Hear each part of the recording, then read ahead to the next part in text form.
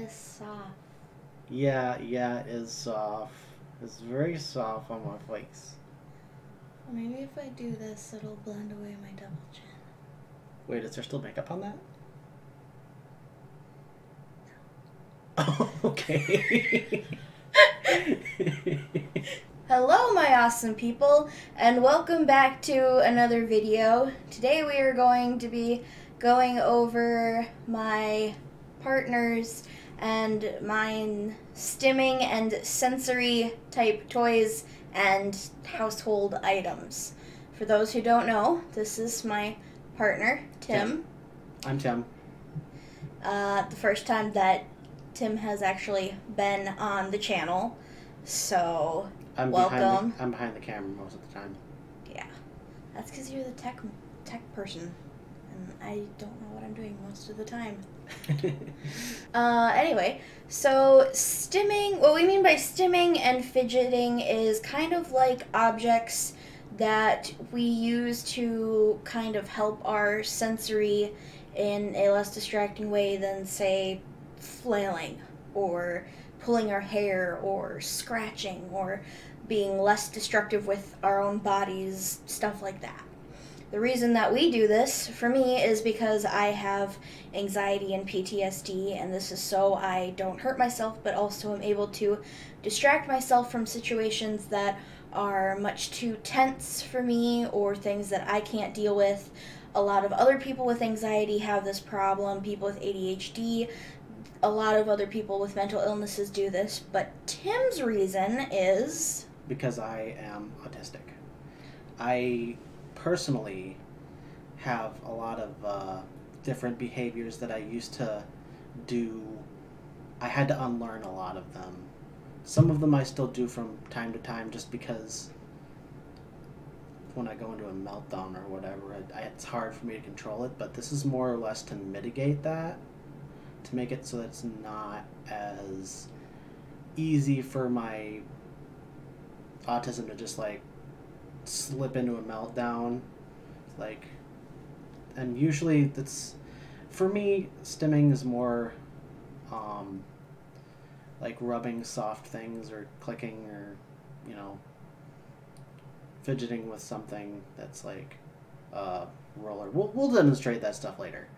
Like what you can't see from because it's right underneath the camera, but what we're both doing right now is I'm fidgeting with my nails, and Tim's kind of rubbing hands on like the thighs and stuff like that, and on pajama pants, and these are all things that those toys kind of help with, so we're not, say for me, digging my nails into my own skin, or, you know, plucking hairs or whatever, you know, dangerous things that, you know, could be dangerous to either of our health or like something that's very distracting for other people. Like when I have like a really tense moment, I will like rub my forehead, and like that is very distracting for other people. So like having like soft clothing, I can just run my hands across, makes it a lot better for that. So that is what that is. So now that you know, and hopefully this kind of helps with the whole stigma kind of thing if you didn't know about that. Okay, so now that we're done explaining that, we're going to get to the toys and sensory objects part of this video. So the first things that we have are fidget toys. Mine is a fidget cube. Tim's is more of like a fidget game controller. Yeah. So each have like little buttons and things. These ones all make noise, but they do have fidget cubes that will have like a middle button where it doesn't make noise. Yeah. But these ones all make noise. This one has two buttons that don't make noise. They're not in the same place that they should be. They should be here and here should be the ones that do make noise. But the ones that are up and down and the left and right make noise. It doesn't make any sense because the joystick's over here. Up, up, down, down, left, right, left, right. And then I also have like this swirly thing, these little rollers that are like textured. They've got like some weird like textures on them. This one's textured too. You have these not soft, smooth metal balls that are really nice for like touching and stuff, and they also are buttons and they make a clicky noise. And then I've got like this like what do they call it, a Joy-Con? It's a joystick. Joystick, whatever. Joy-Con is the one that's a Nintendo controller. Whatever. It does that thing, but it also does this, which I'm not sure if I'm breaking it or not, but like I don't like pull it out too far enough to like break it, but maybe it's supposed to do that, yeah. Maybe it's not. We don't really know. There wasn't much for instructions with that thing. There never really are for these. Anyway, and I've also got like this like flip switch, like a light switch. Yeah. And this one is like, it's a gamepad looking one. This one has two different kinds of rollers. These ones that click. And this one just like is a, feels kind of like it's got little nubs on it. And it feels like you're just, I don't know. I don't know exactly what to compare that to. There's the joystick right here. There's the buttons. And then on the other side, there is a switch that looks more like, it looks like the switch that's on my coffee maker. like that's a really good analogy for what that is. This is like a little DJ wiki thing. that's the same thing as mine. Yeah, except for it like is more dome shaped. Yeah. More convex. Yeah, I need to figure out what word that was. Convex. And this one actually is an interesting one that I haven't seen on any other fidget toy. It's basically like you pull it, it's a lever, and it clicks when you snaps back or whatever. And I gave this one to Tim partially because I didn't like this part because it made such a loud noise. It's extremely distracting. So if you're taking stuff to class, I would recommend something more like this one, but that has a quiet clicker instead of a loud one. Yeah. Okay, and then next we have something that's also kind of a toy, but isn't quite in the same, like, when you think of fidget, you think of like a fidget spinner or a fidget cube or, stuff like this. Things that people have considered a fad, which is not true. These things have been around for a very long time to help people with autism and people with anxiety and mental illnesses like ourselves. This isn't anything new. It just became a fad because of whatever reasons, but yeah. I'm not exactly sure what exactly. Why did I say exactly twice? Not sure what ended up making that a thing. So here we have, this is Crazy Aaron's Thinking Putty. The reason I choose specifically Crazy Aaron's Thinking Putty when there are other type putties is because these are very interesting putties, the stuff that he particularly makes, if I can get it out. But as you can see, it's very different in color and texture. This particular one is the magnetic kind, so you can see it's like super squishy. And it snaps, it bends, it bounces, all that kind of thing. They've got other different kinds of thinking putties too. They've got like jewel-toned ones that are like nice colors and all sparkly and stuff. They've got ones that are clear, ones that glow in the dark, are UV reactive. All different kinds. If you want to look at more of that, I would go to VAT19. They are kind of like the experts in the Aaron's Thinking Putty, other than obviously Aaron's Thinking Putty like website themselves. It's also made in the US, so supporting that if you're a person in the US. So you can just kind of, you stretch it, you squeeze it. This part is kind of rough, so it's not like easy for me to play with, but Put it down. Put it on here. I'm gonna show them the thing. Oh. So yeah, it's magnetic.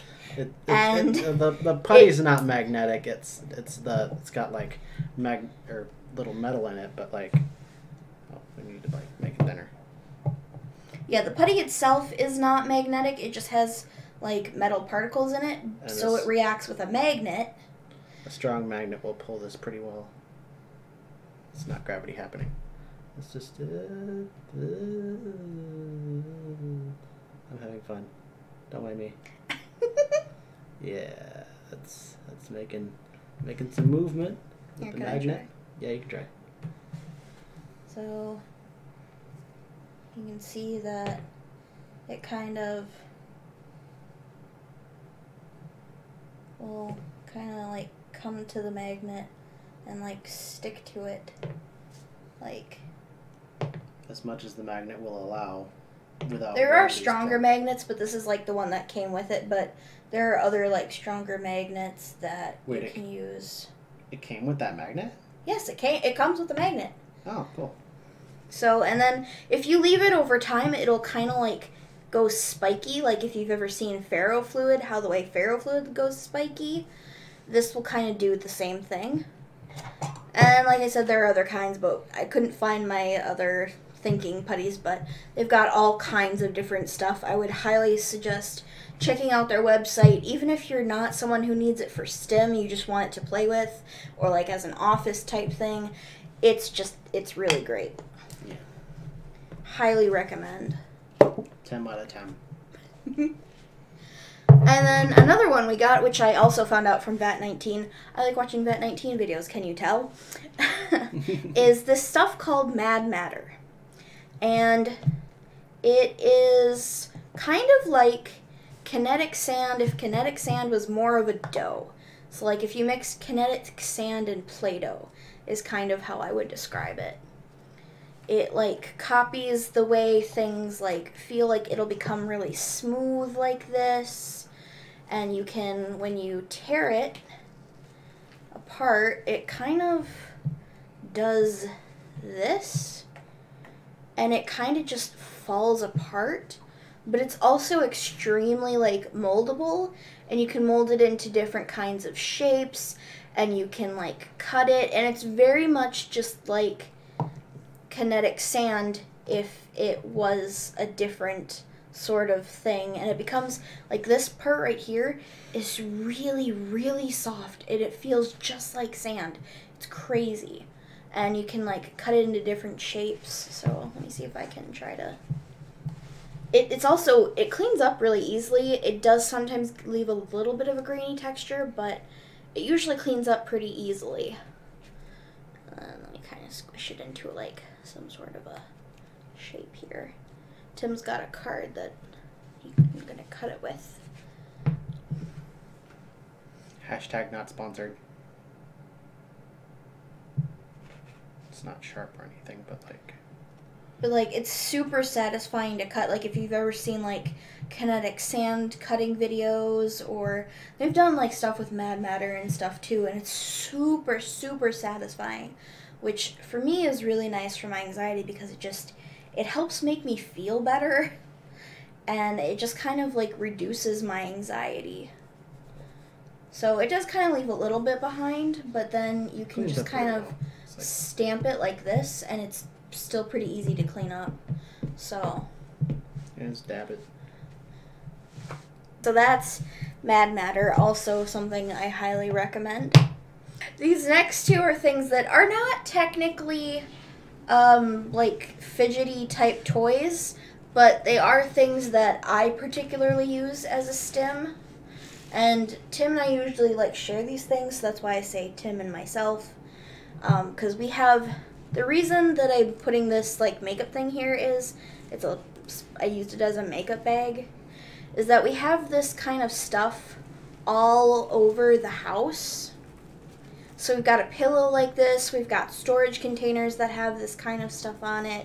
I think I might even have a notebook somewhere that has this, but as you can see how I'm using it here, you just kind of go back and forth like this, and you've probably seen this stuff all over the place.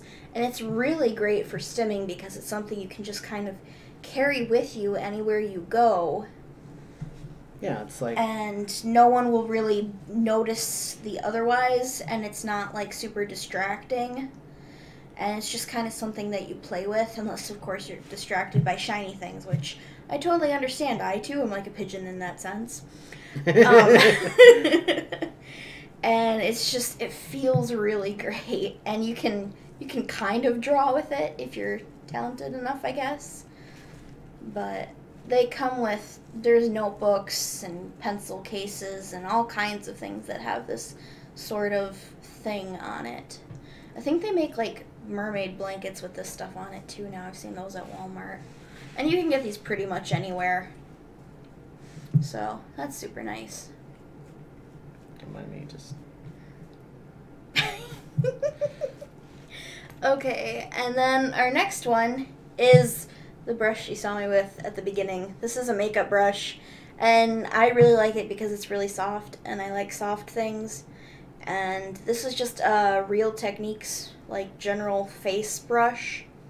I just got it at Walmart. It's just really soft and nice, and it just feels nice on my fingers. And, like, this is something I've done since I was little.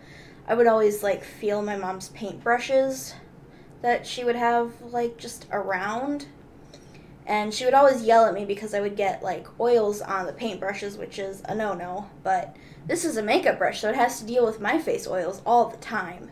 So it's getting lots of oil on it. And it's just really soft. And I just kind of have it next to my desk. And because that's where I do my makeup. And I just like to touch it. Let me feel. That is so soft. It's very soft. It just feels nice on my fingies. Very much so. Yeah. And then the last thing that we have is the blanket that I'm currently using on my chair. Yeah. It has doggies on it. Don't mind this. And it's just really soft, and it's got this, like, really nice texture. I think I got this at Kohl's, and it was like $20, and it's just really nice. It's really soft, and I've never, like, felt this texture before, and it was really difficult to find. But this is just kind of one of those things where I have this with me all the time. I go to bed with it. I use it more as a pillow than a blanket, because I like the feeling on my face, and it calms me down when I'm sad, or when... Your hands are soft, too. My hands are apparently Tim's Stim. Rhymes! And it's just really soft and just feels nice, and I like soft things. So, yeah. Is that why you like me? Meow. Anyway, that is all of our, like, stimming stuff. Oh, I also forgot to mention that Tim also has a blanket like this one. There's one somewhere. It's either in the bedroom or something. So we both have blankets like that. Yeah. It's great. So these are just kind of the things that we use to kind of help us with our sensory things and with autism, anxiety, PTSD, and these are things that I know a lot of other people with mental illness use, or people with autism use, and I kind of wanted to kind of use this video as like an intro into introducing more autism related type things into my own videos, seeing as there are quite a few connections between the two that I've noticed, and I kind of want this to be a welcoming space for, you know, anyone who is not neurotypical and neurodivergent, as they say. Basically anyone who isn't, help me out here. Anyone who is a neurodiverse individuals. We want this channel to be, you particularly, it's your channel, but we want this channel to be welcoming towards neurodiverse communities.